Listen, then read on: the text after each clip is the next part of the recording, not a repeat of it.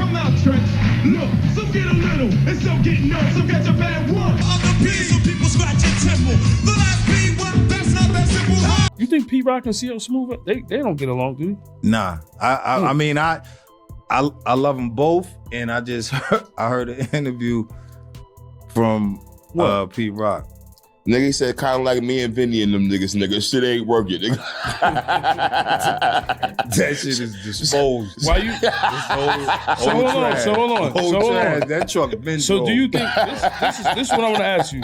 So do you think it's a producer rapper situation? Because it's like Pete Rock made all the beats, no? Nah, whatever they got, it was like, because CL was like, you know what? I even call out. He had an interview like for Pete Rock to do. We get back there, blah blah blah. And they asked Pete Rock, "What do you think?" He was like, "I think some other producer could do that."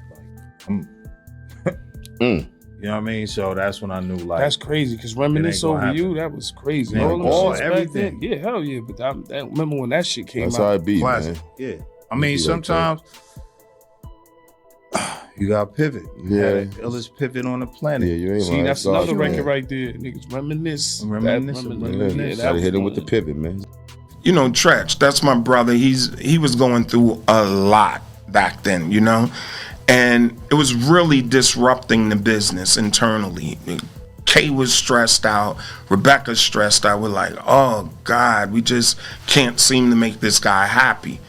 And I think at that point in the office when we were going through that, I was like, man, I had enough of this, yo. You gonna stop this shit, and we got into it. What happened with this fight? I got punched him? Pissed. I did. You made it physical? I did, because you punched him in the face? I punched him. And then what'd he do? He pulled a knife for me. And I ran in the bathroom. I was like, I'm not getting cut up here, yo. And you know, we gotta ask you what's up with KG and Vinny, man. What's up with that? You know, we all fans of Naughty by Nature. Yeah. And you know, my man Harlem Legend was saying, yo, I don't see them together. Like, what the fuck is going on? And I was like, that's a good question, because I haven't seen y'all together in a good while. Yeah. Well, that kind of like broke a homie heart. You know what I mean? Because I always said, up until this day, right here, I always said, well, Naughty, I can't say if we get back together. Not the future, whatever it tells, boom. I can tell y'all right now, it'll never happen. Damn, why you say that? Damn, yeah. Once you get stabbed in the back, once or twice, the wound could heal maybe. You might, especially if you sandbox. Once you keep cutting the wound, and then doing behind the back business deals. And to this day, when it was always in my mind, it might could happen, I gotta have a homie calling my management, my agents, promoters. Oh, no, that ain't Naughty by Nature. I ain't saying nothing out there y'all about nothing on no teddy bear tours. Right. What do you mean teddy bear tour? They got a teddy bear mascot. That ain't me under the teddy bear suit. Yeah. Oh, so they got a fake Treach out there? No. It's a DJ with a teddy bear suit on. Oh, okay, got you. And they got microphone. Got you. Okay, got you. But how do KG and Vinny do a show without Treach? No, it's like a DJ set. Oh. So, but the game is like it's Naughty until you get there. But how all this shit started? Man? What, over money? What money was the issue? Money fucked everything up, man? No, it's not. It was playing positions. They couldn't take that you was like Jordan. They didn't want to be like Pippen and Rodman, shit like that. When for the rest of their life, if you see Written by Naughty by Nature on all the albums, it's because we get a third of writer's credit when I wrote everything. Jesus Joseph, I'm losing my focus. Hocus pocus, hold it. I bought 2 guns and roses from Moses. Follow me like Gandhi, a mighty Gandhi army. Army with harmony, mommy got you manji ganji. Army, I'm them, I'm that, that's them, and that's that. No wins, no wins, no bland bands, just a black blast. I raise rookie, pussy clock, no nookie. We all ball. I'm from Jersey, fuck Snooky. We rock clock with Ross clocks. We got that Southside, put bombs on boomerangs and take out the rumor gang. Lost at sea, epics, Titanic, sorrow. Small world, but we'll be gigantic. You ain't hard enough to hit win, knock down breath, fight through rain. Here's the perfect pack of scaring rappers with my name. And if you can't say hello with the same show, then don't sit your R&B ass in the same row, ho. Like Dre do some shit on it. I know we'll go. Let's talk about it. That was Treach speaking on his falling out with Vinny from Naughty by Nature. And now things are starting to get a little more interesting. Earlier today, Treach appeared on Tony and Uncle Murda's podcast and opened up about what happened between them. But Vinny didn't just sit back and let that conversation ride. Moments later, he jumped into the comments with a response of his own, and his message was basically about money, ownership, and building something bigger than music. Vinny says, "Listen people, here's a word to the wise. If I were you, I wouldn't get so wrapped up in nonsense. It's been stated that Naughty is set for life. You're witnessing us pivoting and diversifying in real time. We have assets, equity, and passive income to sustain us. Everything else is gravy. Music made us millionaires. IP, products, and diverse verticals can get one to Billy's status. I totally understand our true fans want to see the group as a whole. You all deserve it. Some things you can't control. If I were you, I'd focus more on your own family's future, legacy, and assets. If you're really smart, you would find one of us and pick our brains. I just put an owner of a food truck onto a trademark attorney so they can protect their IP for future expansion. People out here busting their asses developing businesses, but haven't even executed a name search to see if they can legally own their name. Uncle Vin's consulting services are closed until further notice." That was Vinny firing back after Treach called him out earlier today on Tony and Uncle Murda's podcast. And this ain't some brand new tension either. These two have had issues for years, so longtime fans know there is history behind these comments. That's what makes the situation hit different. Naughty by Nature has been in the game for more than 30 years. And when a group survives that long, there are gonna be highs, lows, business disagreements, and problems behind scenes. We've seen legendary partnerships go through the same mess before. While we were on the block, there was a guy, Moo Brown, that used to come around, say, "I'm down with OPM, other people's money."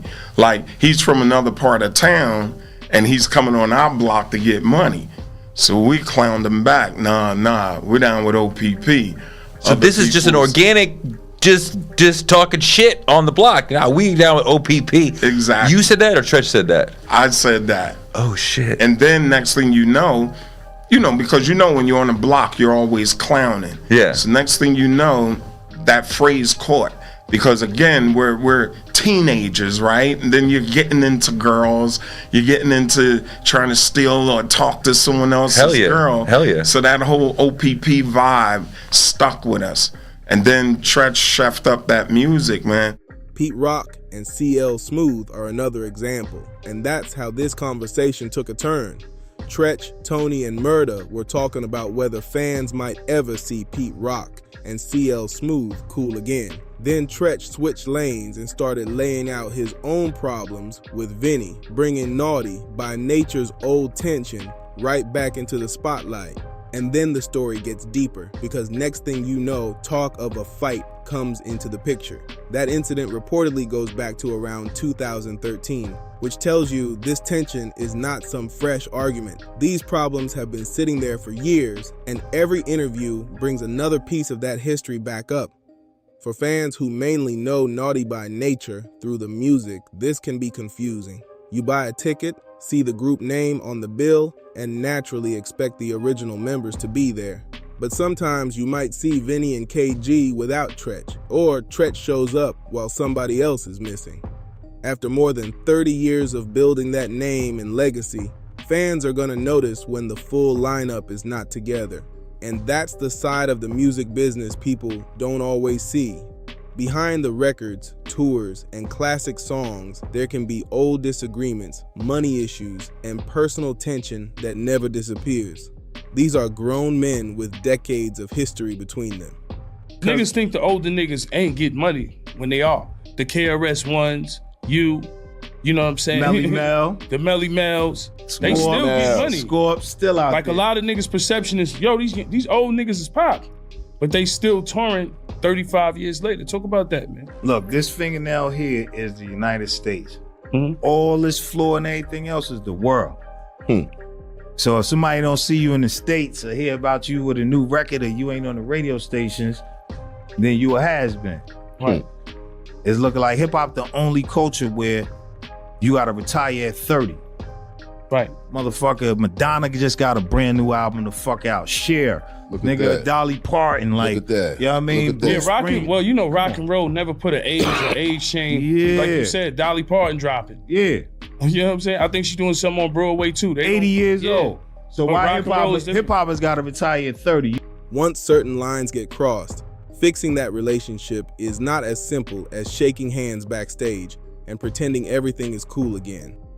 Hearing Treach speak on everything involving Vinny and even KG shows just how messy the politics behind a legendary group can get, and that's the part that really hurts the fans. We've seen similar situations with Pete Rock and CL Smooth and even Dipset. Once private problems become public, the drama can start overshadowing the same brand everybody spent decades building.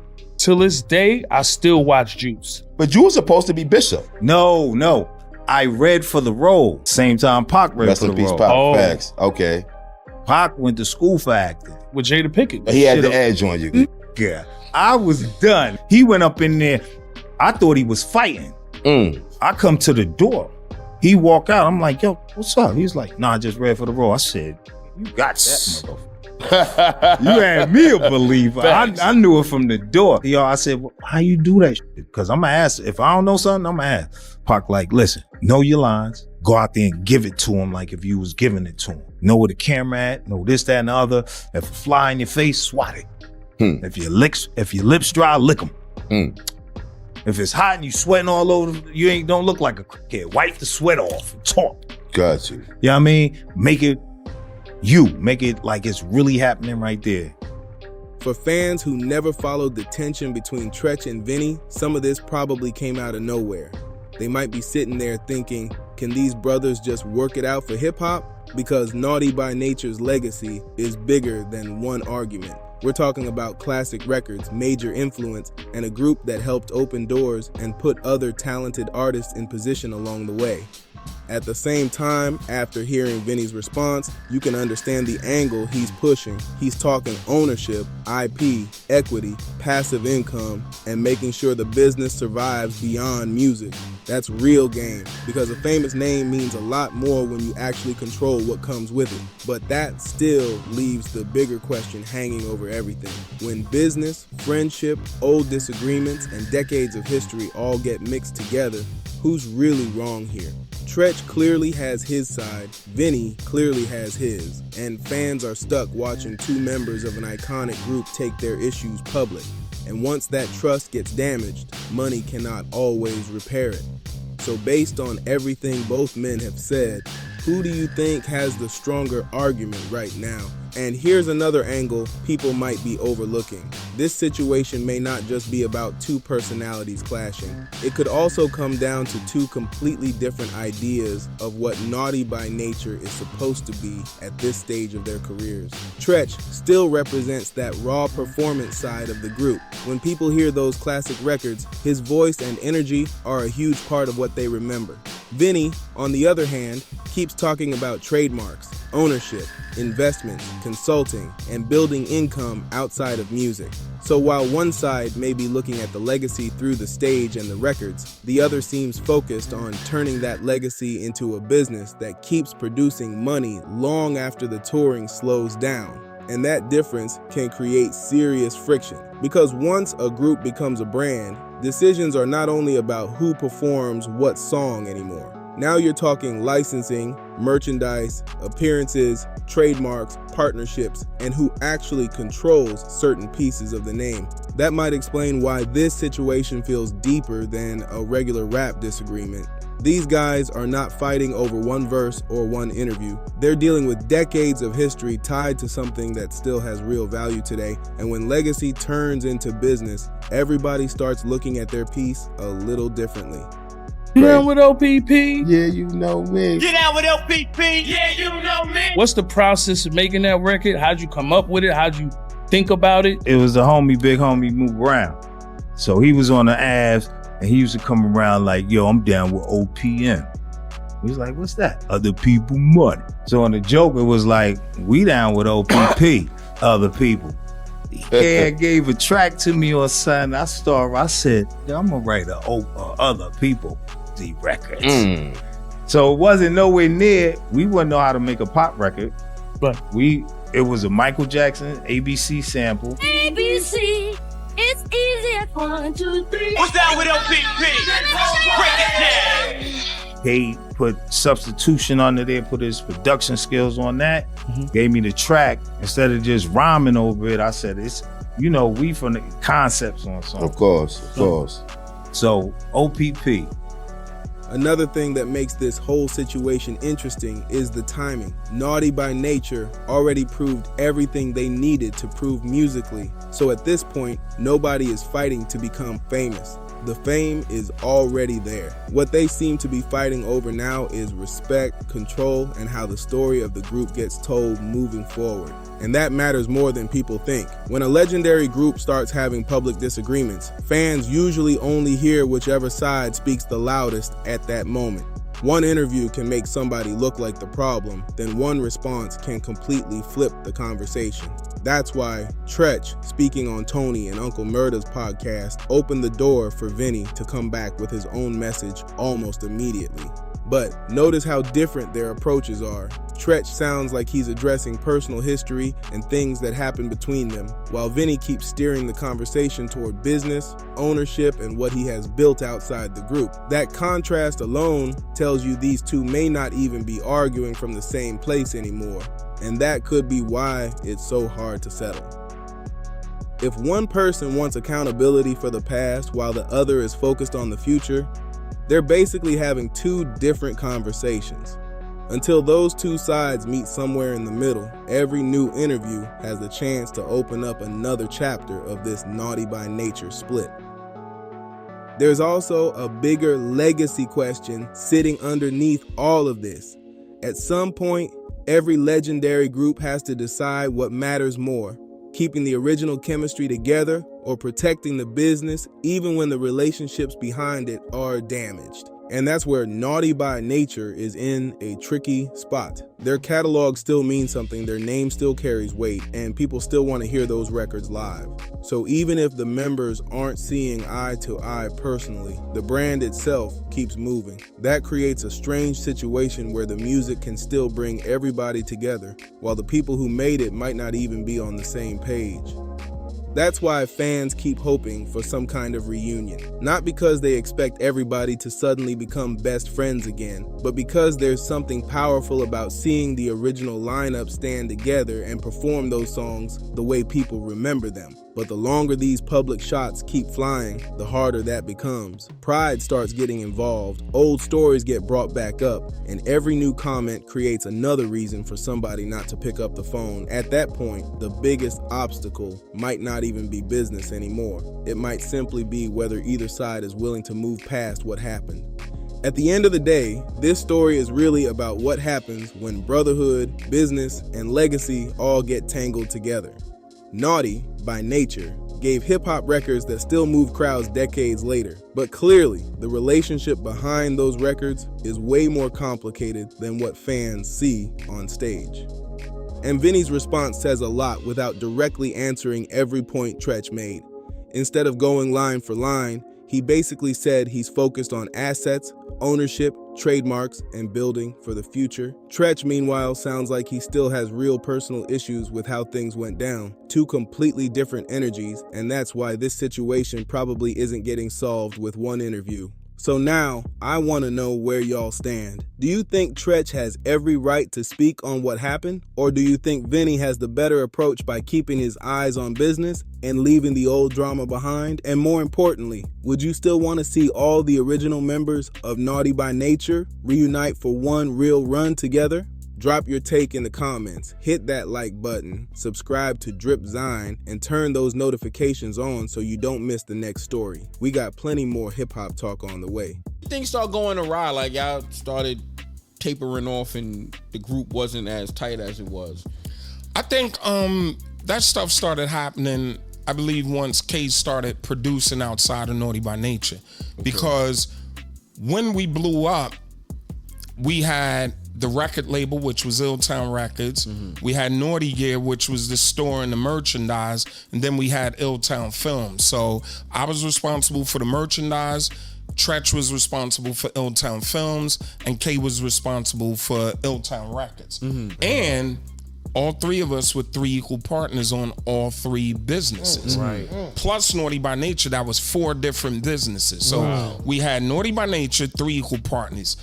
Naughty Gear, which was the merchandise, 3 equal partners. Illtown Records, 3 equal partners. Illtown Films, 3 equal partners. That's so ill, bro. You know what I'm saying? And K started producing, so he produced Jeanne, Hey Mr. DJ. That was the first joint. And then they had their records, and K, you know. So y'all kind of seen, did y'all get a piece of that because it went through Illtown Records? Yeah, because that dope. was a production deal, but the publishing was separate. Yeah, okay. You know what I'm saying? Yeah. The publishing was separate. And I think that's when things started getting crazy, because we had a crew of guys around us, like an army, from Simon M, SNL to Newark. You know, that's the big city in East Orange. I mean, in Jersey.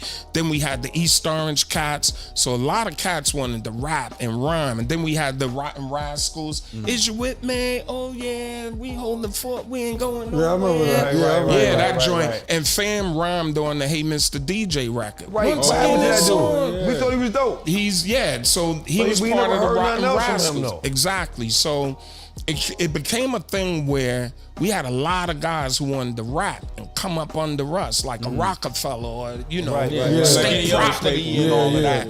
But KG, again, K is more conservative, and he came out of the streets. He saw where this shit was going with this rap shit.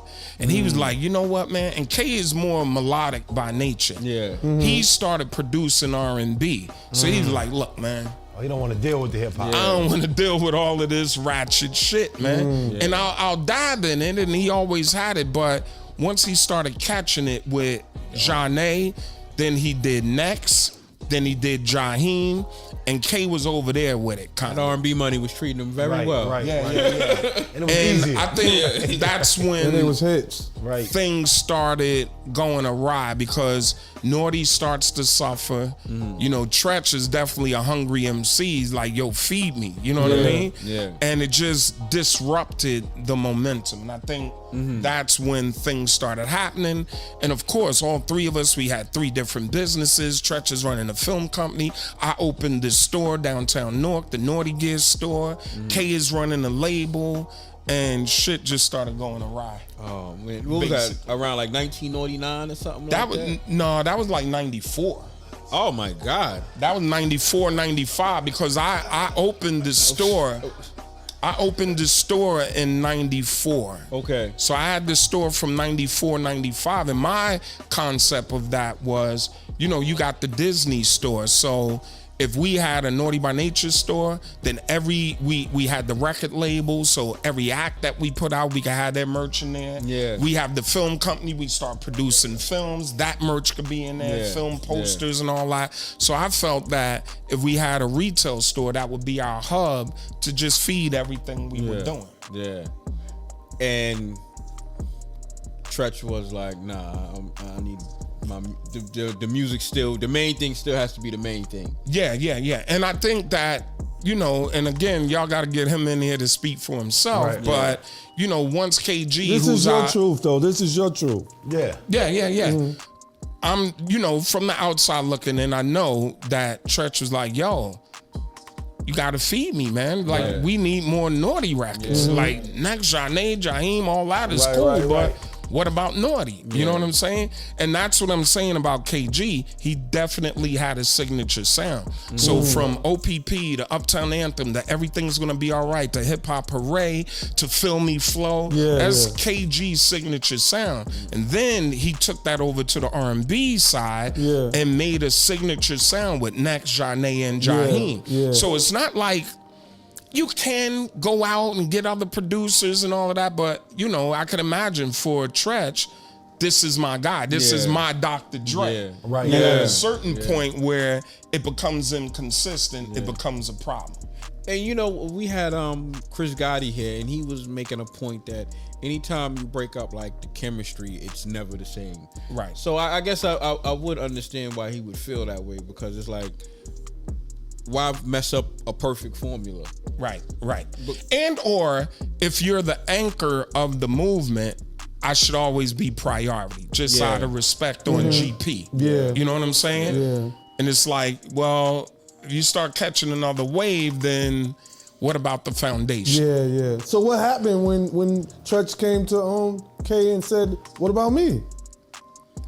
I guess that's when the friction started, you know? And that friction started and it became so much that by the time we got to 99 for our fourth album, after K produced that fourth album, we had left Tommy Boy and we were on Arista, because we were able to go to Arista because K had to deal with Next over there on Arista. So at that point, it was just so much tension. K was like, I'm out. What exactly happened with you and Vin Rock? It's like a marriage. Sometimes you need a divorce or separation, or you done been together so long where it's too much to even get over. But like I said, at the end of the day, business is always overrides bullshit. So like, it's gonna be still business that's there, because we sitting on a brand and an empire of stuff that's there, but you're going to see the separation from what Naughty by Nature does, which is still there's some shows that's contracted and everything else. You may see from years to come a lot of the throwback shows with Naughty by Nature, but the new entity, you're going to see the Naughty Nation, which is me and KG, which is producer, writer, that makes new material. So it was a chapter before, which was Naughty by Nature, which is still there. You always get the classic vibe type shows like that, but for the chapter after, that's Naughty Nation. So Naughty Nation is you and KG performing. Naughty by Nature is Vin Rock as well. Yeah. You always did the majority of the rhymes.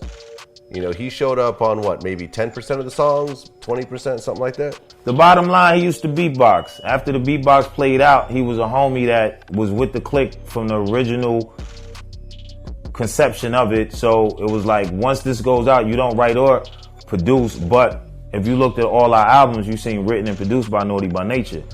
That there is called loyalty. You know what I mean? That there is called making sure the family eats, no matter what. You know what I mean? So our loyalty is shown. You know, I don't like speaking loyalty. I like showing, and my record shows. And it's like some scenarios you just don't bite the hand that fed you. Considering that you did the majority of the rhymes on the albums, did you always write all your own rhymes, or did you and Vin Rock kind of collaborate on the stuff that you did? Nah, I write everything I say. Concepts, songs, all of that. All that you heard came from the melting pot right here. The best way to describe it is to play your position in anything you do. Anything you do in life, play your position. You know what I mean? If you're a mechanic, don't try to fly the plane. You know what I mean? Everybody works together as a team. The pilot don't know how to fix it. He ain't the mechanic, and vice versa. Play your position. Whatever it does for that boat to sail, for that flight to stay in the air, everybody has to play as a team and have to play their position. And when you don't do that, then there'll be turmoil.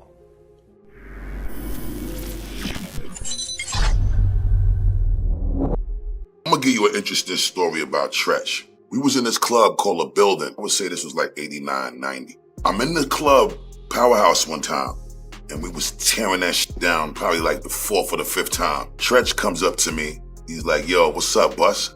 I like y'all shit, and I fuck with what y'all doing. He takes my hand, And he says, "You feel that?" And I was like, "What's that?"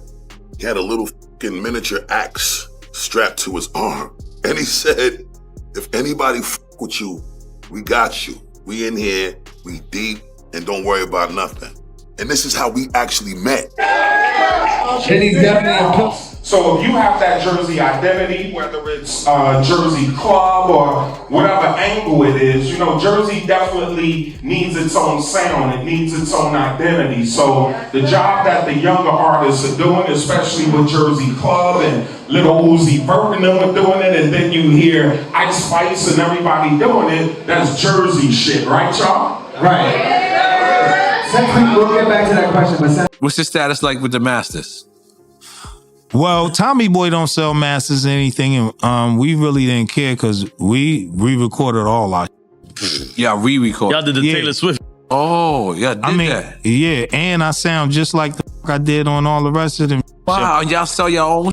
Man, now I'm the baby mama that's giving your baby mama drama by the spinal. And final one Morano. Holy Toledo Jack and New City. Here we go. Now holla if you hear me though. Come and feel me flow. No, I'm just saying I'm telling you, like, when I record it, when they hear it, they don't know the difference, and we get all that money after the fact. Wow. Y'all don't have to give us our masters. We remastered, and Tommy Boy was a national label, independent label. So they gave different deals overseas. So the market overseas that never even got it, getting it. So we came out as a group called New Style, and it was a shelf sitter. It ain't even sell a half a copy. It ain't sell shit. You feel me? So it wasn't a promotion there or anything. And we just felt like that's like getting drafted to the league and then sent to the CBA. You feel me? You felt like you wasn't good enough to be there, but you never gave up and found out, hey man, the CBA taught you some things where you still a champ. So regroup and do with everything else. So New Style was kind of like the 80-ish sounding, the New Style. Then we said, you know, we need another name. So I looked in titles of records we had and anything else. It was a song we had as a New Style called Naughty by Nature.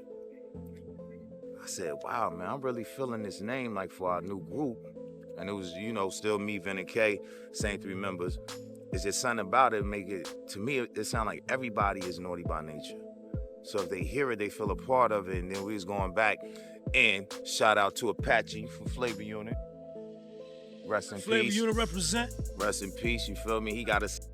That's just the kind of work we do, the kind of value our brand has, is how much love we have from the fans out there. Yeah. And it's just unfortunate that, you know, just the synergies. Yeah, all the dumb shit, especially for such a legendary group. Now, one thing I want to clear up too, because like I said, this is all public information. Anybody can YouTube all of this shit. So, and like I'm trying to bring back old wounds or whatever. Right. Like I said, we just got you up here now, and we ain't heard from you, so it's only right that we actually did you sucker punch him in a meeting? Because he made a big issue out of that. So nah. Okay. I would never sucker punch anyone. I'd square up with you. Right. Straight up. Put them up, let's go. But I would never just ambush or sucker punch anyone. You know what I mean? I got you. So it's unfortunate that the fight did happen, and you know, you never want to go there, man. And that was the first time we ever had a fight in like damn near 30 years. You know what I mean? So that situation was unfortunate.